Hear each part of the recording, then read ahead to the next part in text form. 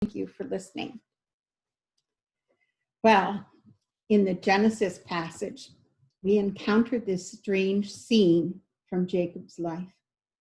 It's a narrative that has always drawn me in, even though I admit it has mystified me too, because these questions come to my mind.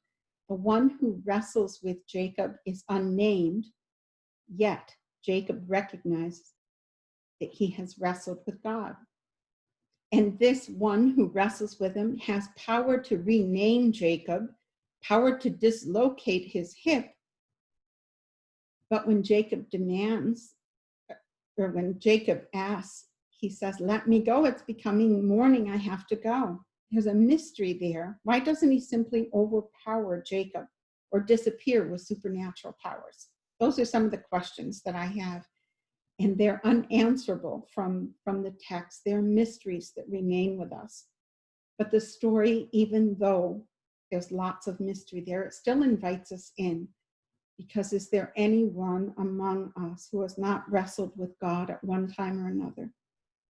So while it is full of unknown details in the physical sense, it is ripe with spiritual insights as a metaphor of what it means to live a life of faith as a disciple. Unpacking those insights requires looking a bit at Jacob's life as a whole rather than just this isolated incident in his life. Jacob was born to Isaac and Rebekah, and he was a twin. So even in the womb, he and his brother Esau were fighting each other. And you could say that Rebekah had a lot going on inside of her, feeling life, but feeling war as well. When Esau was born first, Jacob firmly grabbed onto his heel. And so they named him Jacob, the supplanter.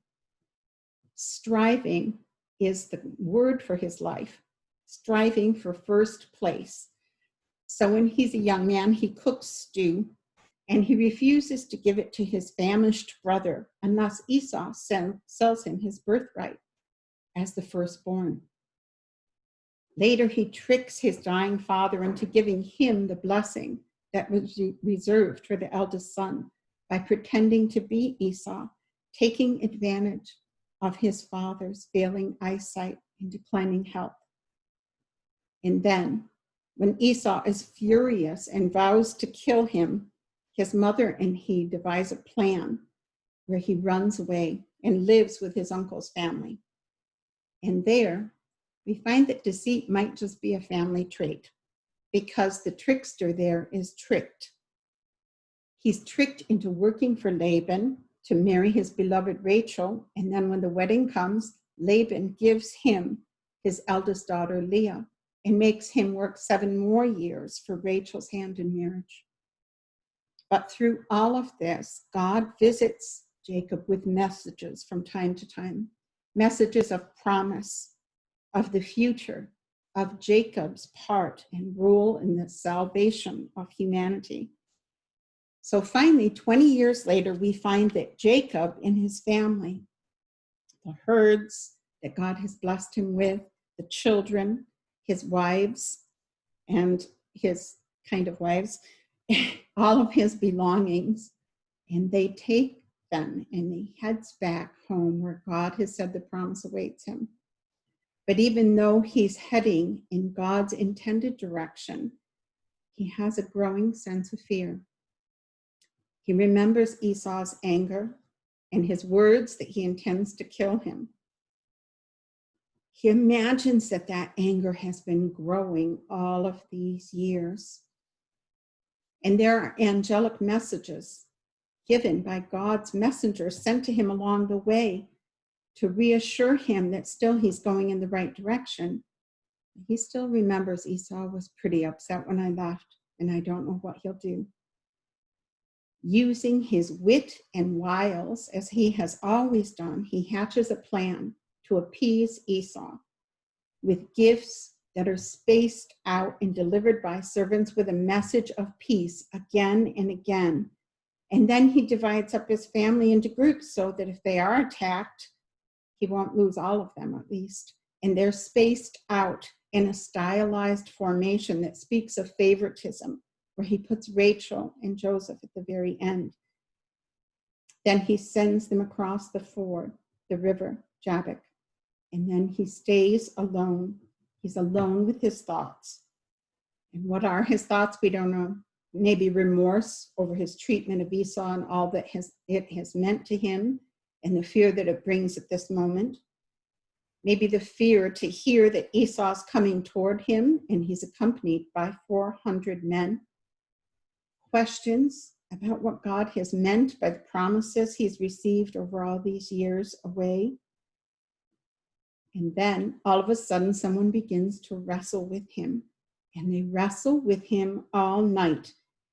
And in this puzzlement, there is no clear winner. It appears no one hears the scuffle that he is in, none of his wives or families. And I will say as a side note, here's a practical reason to have only one spouse. If your husband never comes to bed, you may think something's wrong and go looking for them. But when you have two wives and two sort of wives in N.T. Wright's terms, then who knows that Jacob is in trouble and out there wrestling with some stranger all night long. Often the test of following God in the Old Testament is about crossing a river or a physical boundary, an obstacle to get to the other side where God's promises await, where they're found. The Israelites crossed the Red Sea to freedom. The Jordan is crossed into the promised land by the people. And here again, there's a physical boundary.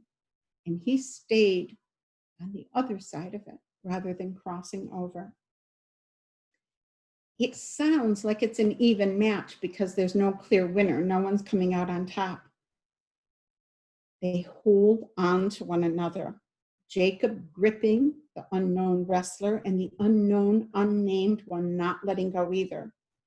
Even when Jacob's hip is dislocated and he must be in terrible pain, he holds on and keeps wrestling. Now that's perseverance.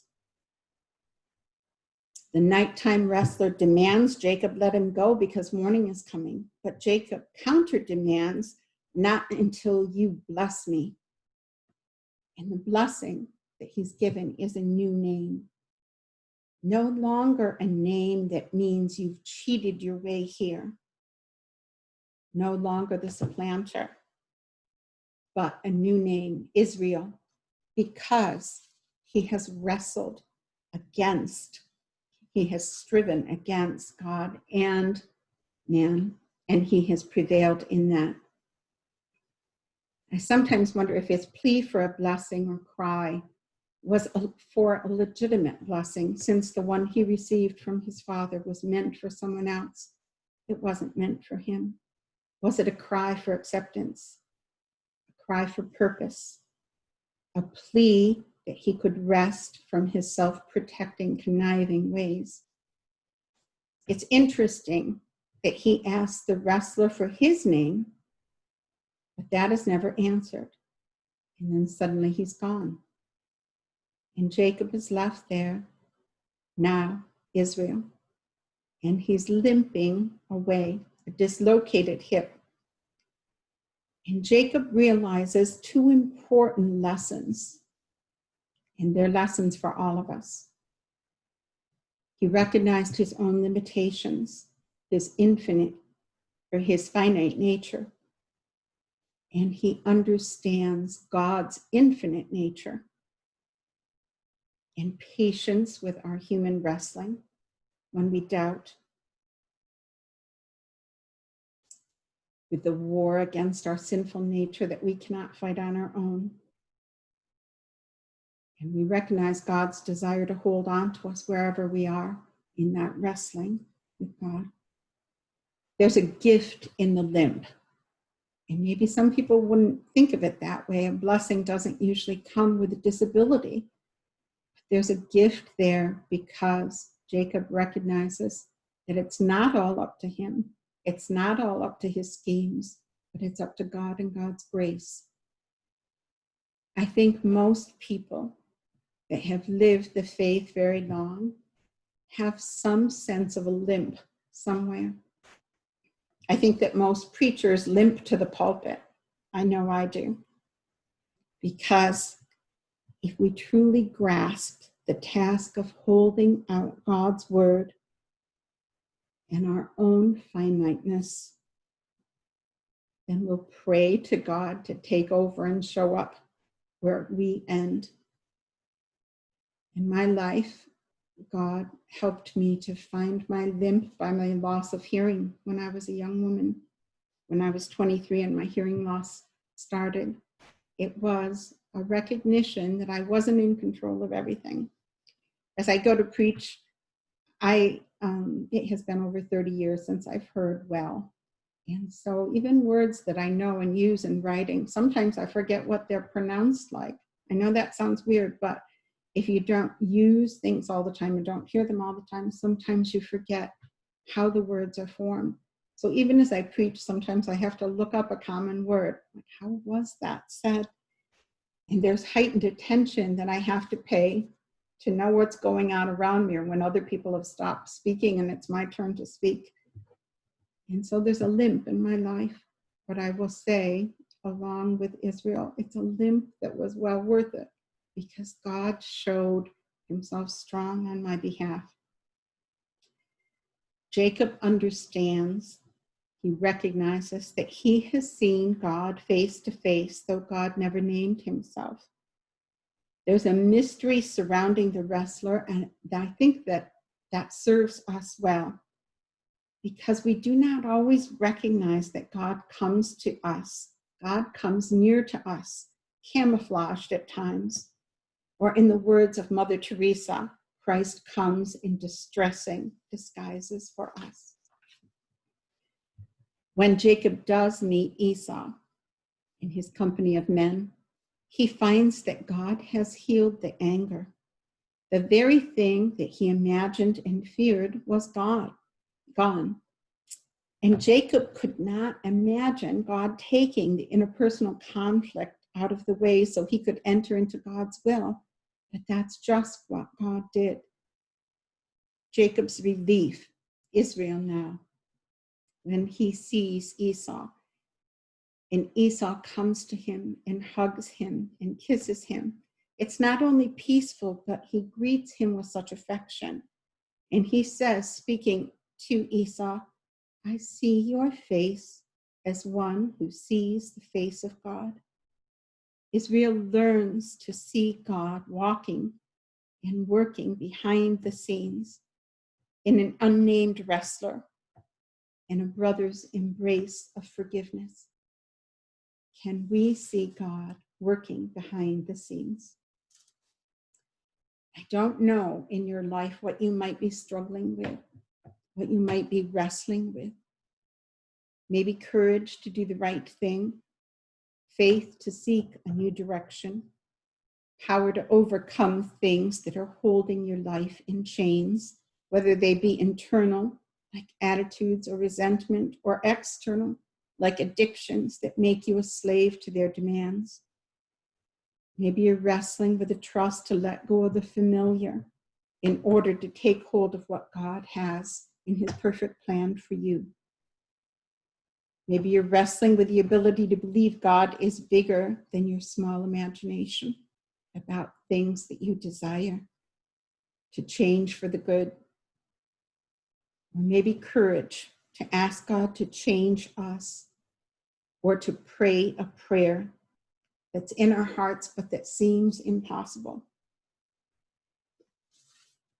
The new thing that God is doing in the world enters the world through God's people. It's amazing that we're included in that. It's amazing that the multitudes were fed bread and fish, that the disciples passed out, miracles that came right through their hands. From God, yes, but passed through their lives. And it's the same way for us today. Loretta Ross Scott has written a book about sacred ground in places we might not normally see it. She was a pastor who felt a call from God to give up a normal pastorate and to live a life of isolation in prayer, to be alone and to pray, to interface with people through prayer rather than the common means that she had known. And she has some beautiful insights, and I share some of them here. We are conduits of God as we agree that something better is possible. As we are able to envision that new and holy thing, as we feel in our hearts the joy and delight of that yet unborn promise, as we persevere, as Jacob, now Israel, learned, persevere in that vision in the face of fear and threats. And as we live expectantly, as if the vision is already accomplished. To which I would add one more here, as we offer our lives as vessels to God's redemptive grace, participating in God's design, recreating the world with God through the purposes of God as he works through us. And a picture of that to me is Mary. Mary was able, in a way that few others in the Bible were ever able to do, to imagine impossibilities as possible and to submit her heart, her life, her body, her mind to all that that would mean. The inconceivable idea was conceived in her for the salvation of the world. So maybe you're wrestling. Maybe you're looking at the needs around you, like the disciples, and wondering, what can I do? It's too much. Send them away. Maybe someone else can help. Or maybe, like Jacob, who needs to be renamed and needs a blessing that's truly for him. Maybe you're wondering, has everything I've done up to this point so strangled faith in me that I can't move forward into God's promises? I don't know where you are this morning, but I do know where God is, waiting, ready, unwilling to release that grip on you, that grip of grace that will hold you and take you into the next phase of life or the next moment of life, whatever God has for you. May you know that grip of grace. May you limp away knowing we are weak, but God is strong and able and loving and has only good for us. Amen.